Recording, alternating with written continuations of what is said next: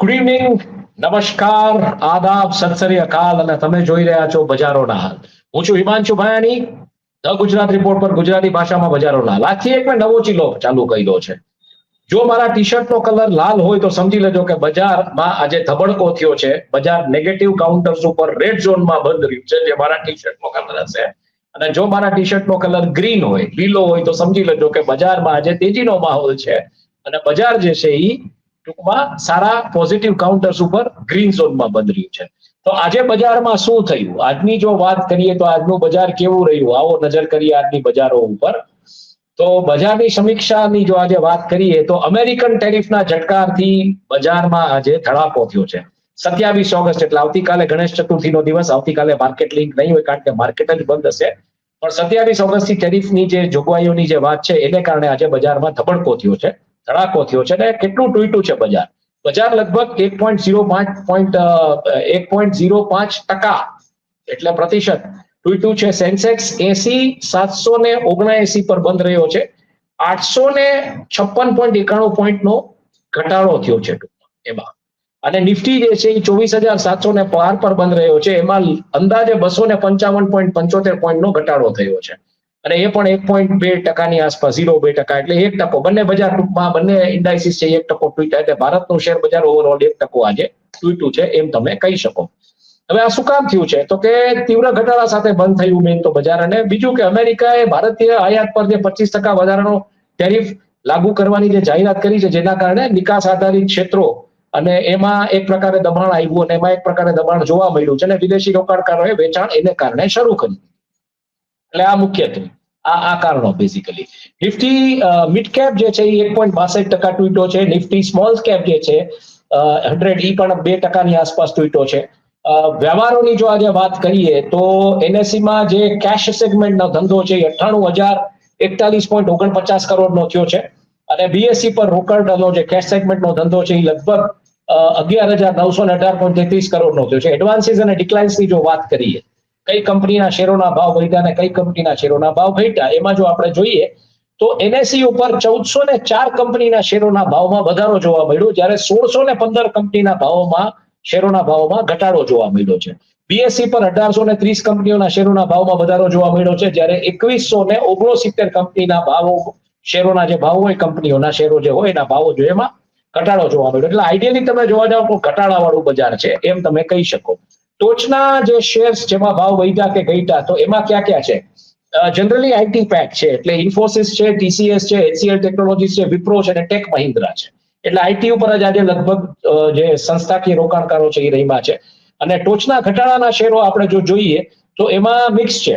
એમાં બેન્કિંગ છે, પછી ફાર્મા છે, પછી કન્ઝ્યુમર ડ્યુરેબલ્સ છે, અને એફએમસીજી પ્રોડક્ટ્સ છે, ફાર્મા છે, અને ઓફકોર્સ મેટલ પણ છે. એટલે એમાં HDFC bank, Sun Pharma, Tata consumer, JSW steel અને ડોક્ટર રેડ્ડીઝ એના ભાવો ઘટ્યા છે. બીએસસી ઉપર જો વાત કરીએ તો બીએસસી ઉપર Raj Rayon, Kaiser Corporation, ACL manufacturing, Welterman International અને અંબાર પ્રોટીન એના ભાવ વધ્યા છે. જ્યારે બીજી તરફ વોડાફોન આઈડિયા, સ્વાન એનર્જી, સીટ લિમિટેડ, એટુલ લિમિટેડ અને અતુલ લિમિટેડ અને વેદાંતા લિમિટેડ આના ભાવ ઘટ્યા છે. એટલે ક્યાંક ને ક્યાંક તમે જુઓ તો આમ તમે જોવા જાવ તો આઈટી પેક છે થોડો તેજીમાં રહ્યો છે એમ તમે કહી શકો. સંસ્થાગત પ્રવૃત્તિઓની વાત કરીએ તો એફઆઈ નું વેચાણ જે છે આજે 2,466 કરોડનું નેટ સેલર્સ રહ્યા છે.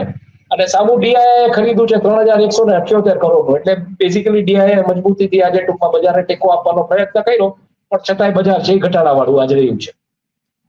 એટલે સ્થાનિક રોકાણકારોને કારણે મજબૂત રોકાણકારોની જે થોડી મજબૂત ખરીદી હતી, બજારને થોડી રાહત આમ તમે જુઓ. એટલે જો તૂટવું જોઈએ 800-900 પોઈન્ટ જે તૂટ્યું એની બદલે 1,000-1,100 પોઈન્ટ તૂટે તેની બદલે 800-900 પોઈન્ટ તૂટ્યું. એટલે જેને કહી શકો કે નફામાં ક્યાંક નુકસાની જેવી વાત અને એવો ક્યાંક ઘાટ સર્જાણો છે. બ્લોક ડીલ, બલ્ક ડીલ અને શોર્ટ સેલની જો આપણે વાત કરીએ તો બ્લોક ડીલમાં એપોલો હોસ્પિટલ્સ ઓછામાં ઓછા 18,90,000 શેર્સ 7,850 દરે વેચાયા છે. જ્યારે બલ્ક ડીલ્સમાં ટીડબલ્યુ રો છે, પ્રાઇસ છે, ટી રો પ્રાઇસ છે, પછી એક્સિસ એમએફ છે, કોટક લાઈફ ઇન્સ્યોરન્સ જેવી સંસ્થાઓ દ્વારા જે ખરીદી કરવામાં આવી છે એ રીતનું છે. શોર્ટ સેલિંગ ટેક્સટાઇલ્સ અને કેમિકલ ક્ષેત્રમાં થોડું શોર્ટ સેલિંગ જોવા મળ્યું છે એવી વિગતો એક્સપર્ટ જણાવી રહ્યા છે. બીજી તરફ આપણે વાત કરીએ કમોડિટી, કરન્સી, ક્રિપ્ટો માર્કેટ, આ બધાની તો બિટકોઇન, ઇથેરિયમ અને સોનાના બધામાં જ એક પ્રકારે ઘટાડો જોવા મળ્યો છે. કરન્સી પણ જે છે એ 87.78 પૈસા, એટલે 22 પૈસા જેને કહી શકાય કે કરન્સી ઇમ્પ્રુવ થઈ છે ભારતની. આપણી કમોડિટીમાં ક્રૂડ ઓઇલમાં થોડો ઘટાડો જોવા મળ્યો છે. સોનું સ્થિર છે. બેઝ મેટલ્સ ચીનની નબળી માંગની કારણે એમાં ઘટાડો જોવા મળ્યો છે. એટલે ખાસ કરીને કોપર, એલ્યુમિનિયમ અને કૃષિ કમોડિટીઝમાં સોયાબીન અને કપાસમાં ક્યાંક ઘટાડો છે. એટલે ઇન્વેન્ટરી અને ડિમાન્ડ સપ્લાયની વાત આવે છે એમાં. બોન્ડ અને મની માર્કેટમાં 10 વર્ષીય સરકારી યીલ્ડ 7.14% અત્યારે છે.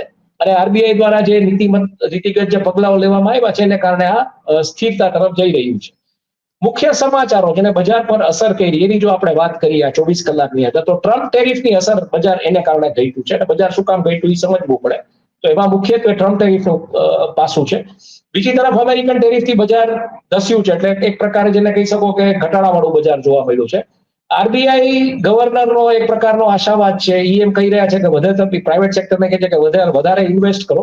તો બીજી તરફ ફિચ દ્વારા જે ભારતનું રેટિંગ છે એને પણ એક સારી પુષ્ટિ આપવામાં આવી છે. અને એને કારણે પહેલા એમ કે ભાઈ એસએનપી નું રેટિંગ આવ્યું, હવે ફિચનું રેટિંગ આવ્યું છે.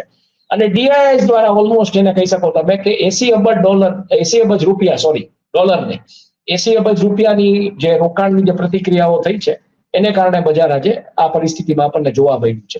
આઈપીઓ ટ્રેકરની જો વાત કરીએ તો ઈ જ છે વિક્રાંત એન્જિનિયરિંગ અને એનલોન હેલ્થકેર. 772 કરોડનો વિક્રાંત એન્જિનિયરિંગનો આઈપીઓ છે.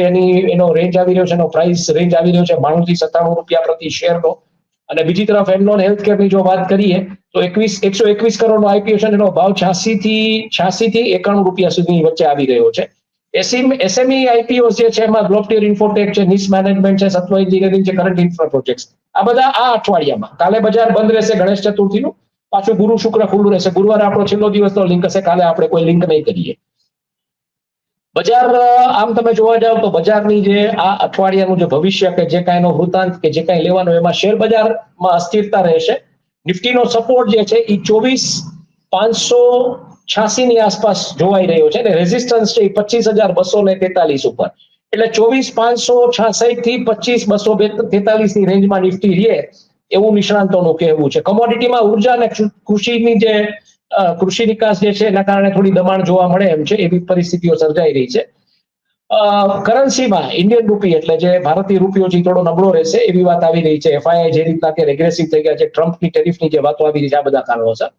ક્રિપ્ટોનો આમ તમે જોવા જાવ તો ETF પ્રવાહ ઉપર નજર રાખવાનું કહી રહ્યા છે નિષ્ણાંતો. અને ખાસ કરીને એમાં નબળું ભાવ વિનાશ જે રીતના આવી રહ્યું છે, નિયમનકારીની જે સ્પષ્ટતાની એની વાત આવી નથી. એટલે આ બધી વસ્તુઓને કારણે આઈડિયલી તમે જોવા જાવ તો બજાર એકંદરે સ્થિરતા વાળું રહેશે હજી 2 દિવસ, ગુરુ શુક્ર એવું લાગી રહ્યું છે.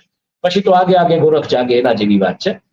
પણ જે દિવસે બજાર તૂટેલું હશે તે દિવસે લાલ ટી શર્ટ પહેરીને આવીશ. જે દિવસે બજાર તેજીમાં હશે, સુધરેલું હશે, એ દિવસે લીલું ટી શર્ટ પહેરીને આવીશ. તો મને રજા આપો અહીંયા ગુજરાતીના કાર્યક્રમમાં ધ ગુજરાત રિપોર્ટ પર. આજ હતો આજનો જેને કહી શકાય કે રોજમેળ અને આવતીકાલનો વૃત્તાંત. ફરી પાછા મળીશું આવતીકાલે નહીં પણ પરમ દિવસે ગુરુવારે છેલ્લા મણકા સાથે અઠવાડિયાના. ત્યાં સુધી મને રજા આપશો અને આભાર અને શુભરાત્રી.